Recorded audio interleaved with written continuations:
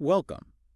Today, we're taking a detailed look at the story behind one of the key figures in modern American commerce. We are. We're going to be focusing on Raymond Albert Kroc. He was born in 1902, passed away in 1984. And he's the American businessman who, even though he wasn't the actual founder of McDonald's, was just absolutely instrumental in turning this tiny concept into the global fast food corporation that really defined the whole second half of the 20th century. That's really the heart of our exploration. Kroc's story isn't just about successful entrepreneurship. It's a masterclass in aggressive scalability, relentless systemization, and to be frank, the kind of ruthless ambition that's often required to build an empire. Right. So by looking at the source material, we'll trace his path from this really diverse and often challenging early life all the way through his revolutionary approach to franchising to the very complex and contentious acquisition of the McDonald brothers' original concept. We'll also get into his later life, right? His ventures into baseball ownership and his family's huge philanthropic legacy.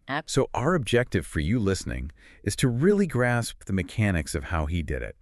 We want to go beyond the simple story and understand how a man who was, struggling to sell milkshake mixers could identify a system in one California restaurant and then just transform it into an international powerhouse. Yes, and crucially, we're going to spend a good amount of time analyzing the critical business and financial structures Kroc put in place. That's what allowed for such controlled, explosive growth. We're really examining that transition, how he went from being this persistent sort of middle-aged salesman to the leader of a company with, system-wide sales over $8 billion by the time he died? And his personal fortune was estimated at around $600 million. That kind of success, that magnitude, it really demands a detailed look at how the money was made and how control was maintained across thousands and thousands of locations. That structural detail is what gets lost in the popular version of the story. It often does. Okay, let's unpack this entire journey, starting right at the beginning. Right. So Ray Kroc was born on October 5, 1902 in Oak Park, Illinois. Which is a suburb just outside Chicago. Exactly. His heritage was Czech-American. His parents were Rosemary and Alois, or Louis Kroc. And Alois was an interesting figure himself. He had that entrepreneurial spirit. He successfully amassed a pretty considerable fortune, mostly through speculating on land during the boom of the 1920s. But the sources seem to indicate that this early fortune was built on, shaky foundations. That must have had a huge impact on the young Ray. Oh, it did. The entire fortune was wiped out in the 1929 stock market crash and, the Great Depression that followed. Of course. And witnessing that firsthand, this financial cataclysm, it undoubtedly instilled in Kroc a really deep-seated financial resilience. And maybe more importantly, a powerful aversion to relying on unstable investments or, outside forces. It sounds like it cemented his belief in self-reliance and just aggressive hustle. I think so. And that self-reliance really defined his youth. At just 15 years old, Kroc dropped out of high school. Going against his parents' wishes. Completely against their wishes. And that early independence, it really sets the trajectory for a man who wasn't interested in a conventional education. He wanted practical experience. And there's also a little historical footnote from World War I. Yes, a fascinating one. He lied about his age to enlist with the American Red Cross. He wanted to be an ambulance driver. The war ended shortly after he enlisted, so his service was brief, but it reflects that eagerness to be involved, to be moving forward. It's a drive that really characterized his entire life. After that, the period between the 1920s and the 1940s, it really shows Kroc's adaptability during the Depression. He bounced around a lot. He was a true opportunist, holding a wildly diverse set of jobs. He spent time as a paper cup salesman. He worked as a Florida real estate agent, trying to capitalize on that boom-bust cycle in southern land. He was even a pianist. Yeah, playing in various bands just to earn a living. This period isn't just a list of jobs. It shows a profound willingness to pivot, to hustle, and to take whatever work was available, no matter how far it was from a stable career path. So the job that really became the catalyst, the one that eventually led him to McDonald's that came after World War II, he settled on selling these multi-spindle milkshake mixers for a company called Gold Castle, which later became Prince Castle. And this is the critical prehistory. Kroc's livelihood was entirely dependent on the success of these mixers, but the market was shifting dramatically. His sales were plummeting. They were. He was facing intense, cheaper competition, particularly from the big manufacturer Hamilton Beach. He was a salesman fighting, really, a losing battle against technology and price. Which means he was probably primed to notice, any kind of anomaly. And that anomaly showed up in 1954. He noticed an order that was so far outside the norm it practically screamed for attention. It did. A single hamburger restaurant in San Bernardino, California, had purchased an unusually large order of 8 milkshake mixers. 8 for one location. 8 mixers for a single location was just unheard of. Most restaurants struggled to justify 2, maybe 3.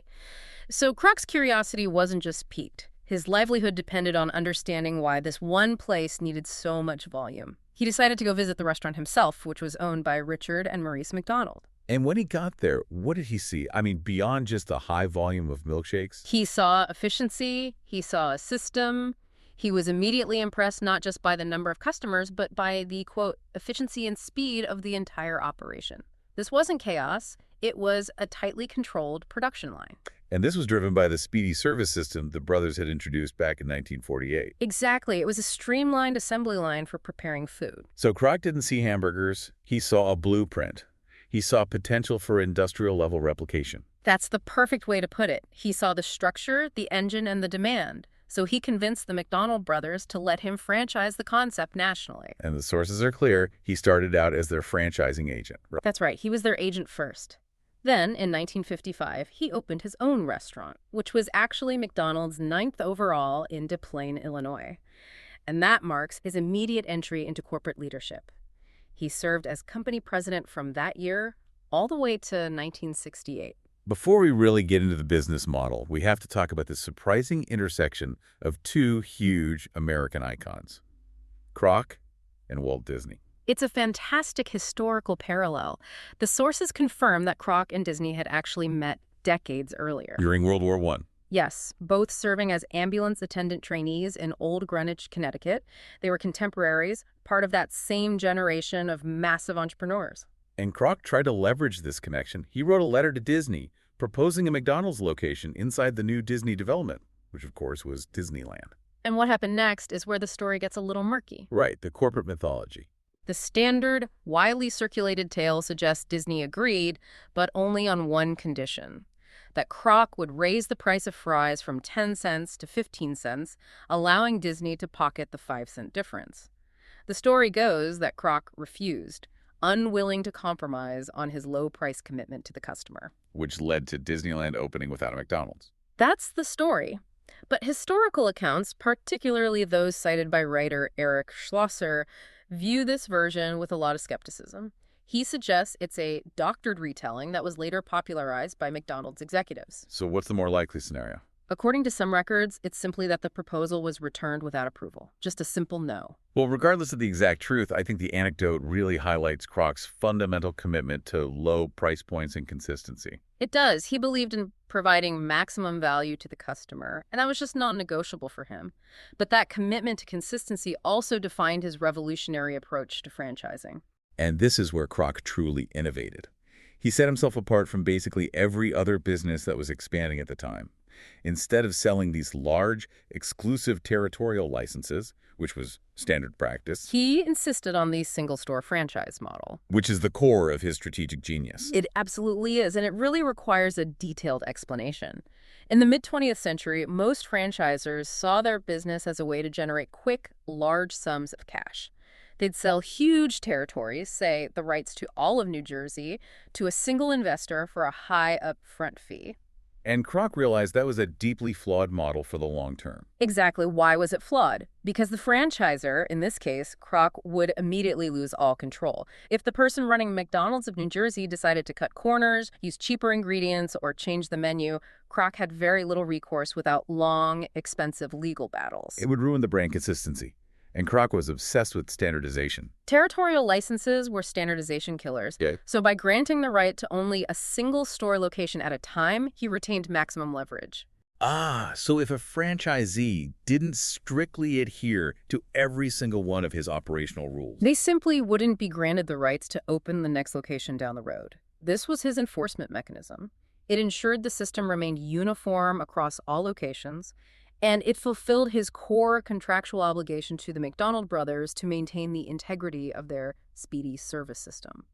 But here's a critical question. If Kroc limited his upfront revenue by only selling these small single licenses, how did he generate the stable, large capital he needed for aggressive national expansion. I mean, he must have been cash-strapped in those early years. That is the financial pivot that distinguishes McDonald's from every other restaurant. And this is where Harry Sunborn comes in, the man Kroc called his financial wizard. Right. Sunborn joined Kroc, and he recognized immediately that the franchise fees alone were not going to be enough to fund the kind of expansion Kroc was dreaming of. So Sunborn changed the entire business model. He did. He provided the foundational insight. McDonald's wasn't fundamentally a hamburger seller. It was a real estate company. His strategy involved McDonald's Corporation forming a separate company, Franchise Realty Corporation, to purchase and own the land that the restaurants were built on. And then the franchisees would lease the land back from Kroc's company. Precisely. McDonald's Corporation would buy the land or secure a long-term lease for the site, often in very desirable, high-traffic locations. They would then lease the land and the building to the franchisee. And that lease was charged at a significant markup. A huge markup, perhaps 20 to 40% higher than Kroc's own acquisition cost. That's an enormous structural change. What did that achieve for Kroc? Well, three things, almost instantly. First, it generated a stable, predictable, recurring revenue stream. The rent, which was far more reliable and much higher margin than the small 1.9% fee he got on food sales. Second, because McDonald's owned the real estate, it gave Kroc absolute non-negotiable control over the franchisee. If they failed to meet his standards, they weren't just losing a license, they were being evicted from Kroc's property. And third? The third thing was that owning massive amounts of prime real estate gave Kroc the collateral he needed to borrow the huge sums of money necessary for exponential national expansion. So that's how he was able to scale without the big upfront capital from territorial licenses. He basically turned McDonald's into a landlord that leveraged its assets for growth capital. It was a stroke of genius. It transformed Kroc's expansion ambitions into a viable, low-risk financial proposition for lenders. This stabilized his position, but it did nothing to smooth his relationship with the original founders. And this is where the system met the founding vision and the friction just exploded. Kroc's ambition for this exponential scale was just fundamentally incompatible with the McDonald brothers' desire for maintenance and stability. The sources show the brothers were quite happy to manage a small number of efficient restaurants. Their focus was on perfecting the existing system. While Kroc wanted to conquer the country with it. Exactly. And Kroc grew more and more frustrated because the brothers kept blocking his suggestions for expansion or modification. The sources reveal they insisted Kroc get formal legal letters for even minor changes to the original blueprint. They were sticking rigidly to the letter of their contract. They were focused on quality control through stasis, while Kroc was focused on quality control through aggressive, exponential scale. The tension was just unsustainable. And that led directly to the critical moment in 1961, the buyout. Kroc moved to buy out the entire company. And when he pressed them for a price, the brothers settled on $2.7 million. Which was an astronomical sum in 1961. The amount was so high that Kroc, even with the real estate revenues he was generating, reportedly went ballistic. And the documentation suggests he asked if he could pay in installments. He did, which is a clear indication of his own immediate cash flow crunch, despite the long-term profitability of the real estate scheme. And the brothers, they flatly refused the idea of incremental payments. This meant Kroc had to find the full $2.7 million right away. And he was already saddled with existing debt from the rapid expansion of the last 6 years. This is where Harry Sunborn proved his worth again. Sunborn was absolutely essential in leveraging the real estate assets and securing the required capital from institutional lenders to finalize that purchase. Without Sunborn's financial architecture, the acquisition likely wouldn't have happened. Very likely not. We should take a moment here to express some sympathy for the brothers, Richard and Maurice. While $2.7 million sounds like a lot, they were essentially selling a concept that would quickly become one of the most valuable global brands in history for just a fraction of its eventual worth. That disparity is, from a historical perspective, just heartbreaking. They created the system, but they lacked the vision, or maybe just the willingness, to pursue the financial structure and scale that Kroc imposed. And the closing of the deal was anything but friendly. There was a major point of contention over the very first restaurant in San Bernardino. A huge point of contention. Kroc became deeply annoyed because the brothers refused to transfer the real estate and the rights to that original location to him. And their reason, according to the sources, was actually a rather touching gesture. It was. They intended to give the original operation, property and all, to their founding employees as a final act of generosity. Kroc's reaction to this was just fury. In anger, he later opened a brand new, massive McDonald's restaurant right near the original location. And this is where the brothers' most significant business oversight really came into sharp focus. They had neglected to retain the rights to the name McDonald's for their original restaurant. So they were forced to rename it the Big M. They were, and Kroc was adamant about owning the name, famously believing that no one would want to eat at a restaurant called Kroc's. It was a brutal piece of corporate competition. The nearby McDonald's, backed by Kroc's marketing and control, eventually drove the Big M to close entirely. The founders of the entire system were essentially driven out of business by the man who industrialized their invention. It's a sad irony. Especially when you consider the ongoing debate about royalties.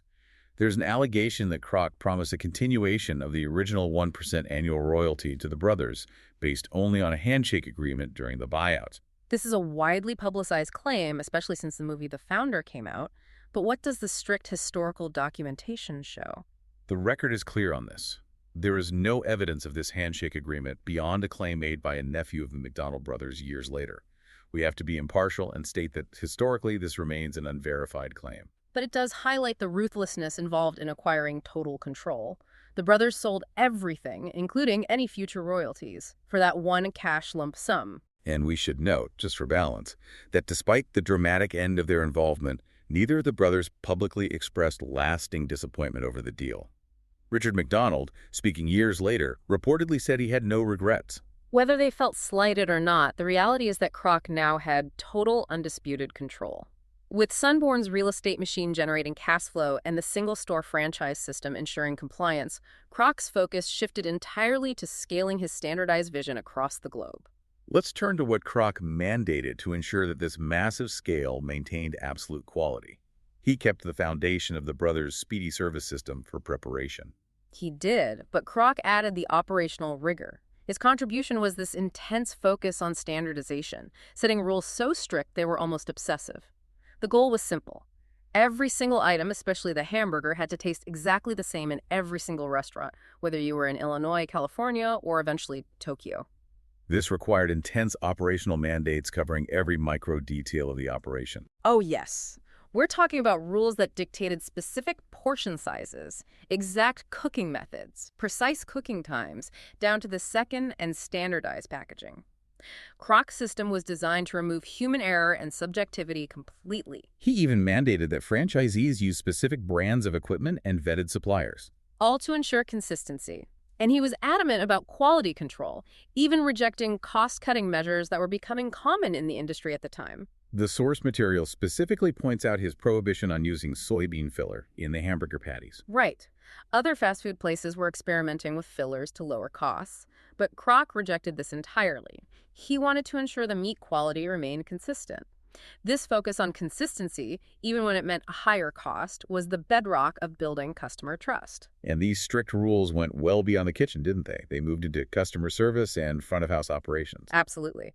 Kroc imposed mandates for rapid service and accuracy. He demanded that money be refunded to customers if orders were incorrect. And he set a strict mandate. Refunds were to be given to any customer who had to wait more than 5 minutes for their food. Which was a revolutionary promise of speed and efficiency for that era. This required a managerial mindset that demanded constant productivity. Kroc introduced a famous managerial catchphrase in the 1960s that has since become synonymous with managerial rigor across multiple industries. If you've got time to lean, you've got time to clean. Exactly. That phrase perfectly summarizes the corporate culture Kroc enforced. A relentless, non-stop work ethic. The sources confirm this catchphrase has been widely adopted by managers far outside the food service industry, which just illustrates how pervasive Kroc's influence on American labor management truly became. He fostered a culture where efficiency was paramount and downtime was unacceptable. And that rigor, combined with the financial security of the real estate model, propelled the company to immense success. Kroc served as chairman of the board from 1968 to 1977, and then as senior chairman until his death. The scale is what's truly mind-boggling here. By the time Kroc passed away in January 1984, McDonald's had reached 7,500 outlets in the U.S. alone. And had expanded into 31 other countries and territories worldwide. Total system-wide sales in 1983 were over $8 billion. Kroc didn't just scale a business, he fundamentally defined how large-scale, standardized food consumption operates globally. By 1973, with the McDonald's machine running pretty much on its own, Kroc decided to retire from day-to-day operations and find new passions.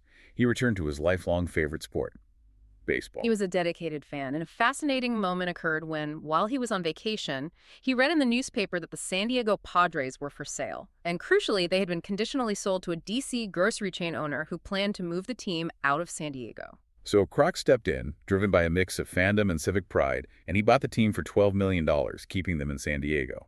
And even though the team was terrible, they lost 102 games in his first year of ownership in 1974. Kroc's presence was a huge boon for the fans. They drew over 1 million in attendance, which at the time was a key benchmark for Major League success. The local media loved him for it. But Kroc couldn't turn off that operational zeal he had perfected at McDonald's. He became known as a highly vocal and often explosive owner. The quintessential moment of his ownership came during the season opener on April 9, 1974. The Padres were losing badly to the Houston Astros in front of a massive crowd, almost 40,000 fans.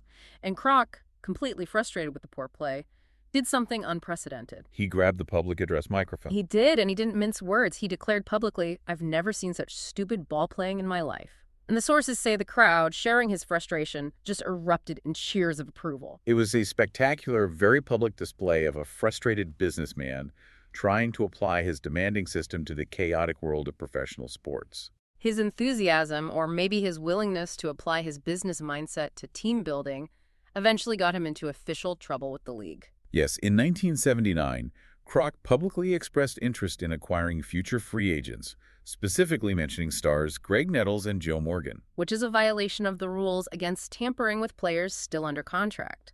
Commissioner Bowie Kuhn took swift action and issued a massive $100,000 fine. And that fine seems to have been the breaking point for Kroc. It was. Frustrated by the bureaucratic constraints and the league's rules that prevented him from using his usual aggressive strategies, Kroc handed over operations of the team to his stepson-in-law, Ballard Smith.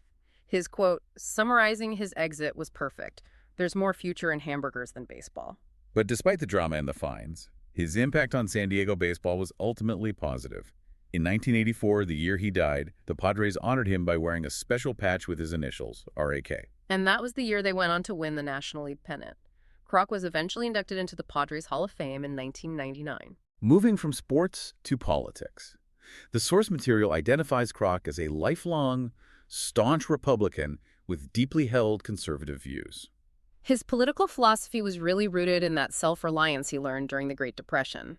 He was a firm believer in minimal government intervention and a staunch opponent of government welfare programs and New Deal-era policies. His political involvement reached its most controversial point in 1972. Kroc donated a huge sum, $255,000, to Richard Nixon's re-election campaign. And this donation immediately became a source of significant controversy. Specifically, figures like Senator Harrison Williams suggested that the donation wasn't just an act of political support, but was intended to influence the administration. The accusation was that the money was meant to sway Nixon to veto a minimum wage bill that was then going through Congress. This link between a massive political donation and lobbying against a wage increase made the controversy front-page news. We report impartially that these accusations were a significant part of Kroc's political legacy at the time. Yet, despite the aggressive business tactics and controversial political donations, Kroc's legacy is also deeply rooted in philanthropy and his commitment to health. It's a study in contradictions. The Kroc Foundation, which he established, focused on supporting research, treatment, and education for a range of medical conditions, including alcoholism, diabetes, arthritis, and multiple sclerosis. But he is recognized globally for one specific organization that came from his commitment to community, the Ronald McDonald House. Yes, this is perhaps the most enduring and positive aspect of his name recognition outside of the food industry. The Ronald McDonald House is a nonprofit that provides free housing for parents, allowing them to stay close to medical facilities while their children receive crucial, often long-term treatment. It's a profoundly important organization that came from his amassed fortune. It is. Now, Kroc's personal life involved 3 marriages. His first, to Ethel Fleming, lasted from 1922 to 1961. Then he had a brief second marriage to Jane Dobbins Green. His third marriage was perhaps the most consequential for his legacy. He married Joan Smith, who became Joan Kroc in 1969, and they were together until he died. And Joan Kroc became an equally significant, though very different philanthropist in her own right after his passing. While Ray focused on community and health, Joan dedicated her philanthropy to major global causes, notably the promotion of peace and efforts to prevent nuclear proliferation. Her final acts of generosity were truly staggering. When Joan died in 2003, her entire remaining estate, valued at $2.7 billion, was distributed among various nonprofit organizations according to her wishes. This included a monumental $1.5 billion donation to the Salvation Army. A donation that was specifically designated to build 26 Kroc centers across the country, focusing on serving socially deprived neighborhoods with comprehensive community facilities. And she also made a very notable $200 million donation to National Public Radio, reflecting her deep personal belief in the importance and power of public radio and independent journalism. It's an extraordinary final chapter. A fortune built on standardization, aggressive expansion, and the financial architecture of real estate, ultimately deployed globally for massive social good by his widow. The tension between the business methods used to acquire the fortune and the moral use of that fortune afterwards provides a profound context for his entire story. And given the outsized impact Kroc had on global business and culture, it's really no surprise his story has been frequently depicted in modern media. Kroc co-authored the book Grinding It Out, The Making of McDonald's, which was first published in 1977 and then reissued just before the release of the major biographical film based on his life. That film was The Founder in 2016, starring Michael Keaton as Kroc. And that film really popularized the story of Kroc's relentless expansion and his eventual acquisition. Importantly, it offered a critical and somewhat unsympathetic view of his treatment of the founding McDonald brothers. It brought that entire contentious buyout back into the mainstream public discourse. His business methods have even entered the world of music. Right. Kroc's aggressive, rapid business tactics are the subject of Mark Knopfler's 2004 song Boom Like That, which explicitly references the speed and ruthlessness of his corporate strategy. He's also featured frequently in documentaries and educational programs like the BBC World Service show 50 Things That Made the Modern Economy. His influence as a structural innovator is just undeniable. And finally, we should note his concluding years. In 1980, after a stroke, Kroc entered an alcohol rehabilitation facility. He passed away 4 years later, succumbing to heart failure on January 14, 1984 in San Diego. He was 81, and he left behind one of the most transformative legacies in global business history. So as we bring this exploration to a close, what really stands out most from the sources about the enduring core of his business strategy? I think it's the sheer organizational genius of marrying two concepts that seem separate: control and growth. Kroc realized that exponential growth was only possible if it was perfectly controlled. His structure, the single-store franchise model, combined with his unrelenting enforcement of standardization, that was the mechanism. He didn't just sell licenses, he sold an ironclad system. And that system was crucially funded by the real estate strategy devised by Sonborn. Kroc's success wasn't dependent on the volatile profits from burgers. It was dependent on the stable, recurring, leverageable income from land ownership and rental fees. He wasn't primarily a restaurateur. He was a master property developer and system administrator. His story presents a critical tension for anyone interested in scale and entrepreneurship. Ray Kroc embodied the vision required for aggressive global expansion and the organizational rigor needed to make that standardization effective across 7,500 outlets. Yet, the story is inseparable from the human cost of that scale, most notably the contentious methods used to acquire the founding brothers' system and name. It forces us to ask a profound question about capitalism and legacy, which is something for you to consider. The McDonald brothers received $2.7 million for their invention, which became the standard for global fast food. Kroc's widow, Joan, ultimately dedicated her life to peace and social causes, distributing $2.7 billion from that very fortune. So does the immense, enduring social legacy created by Joan Kroc's philanthropy ultimately recontextualize the controversial and aggressive methods Ray Kroc used to acquire the founding invention. It shows the complex, often morally ambiguous path between invention, acquisition, and eventual public good. The ultimate lesson of Kroc is that success often hinges not on invention, but on the aggressive, controlled, and financially savvy industrialization of that invention. He was the architect of modern franchise replication. I agree. He demonstrated that the system, not the product, is the true engine of sustained global commerce. Thanks for listening.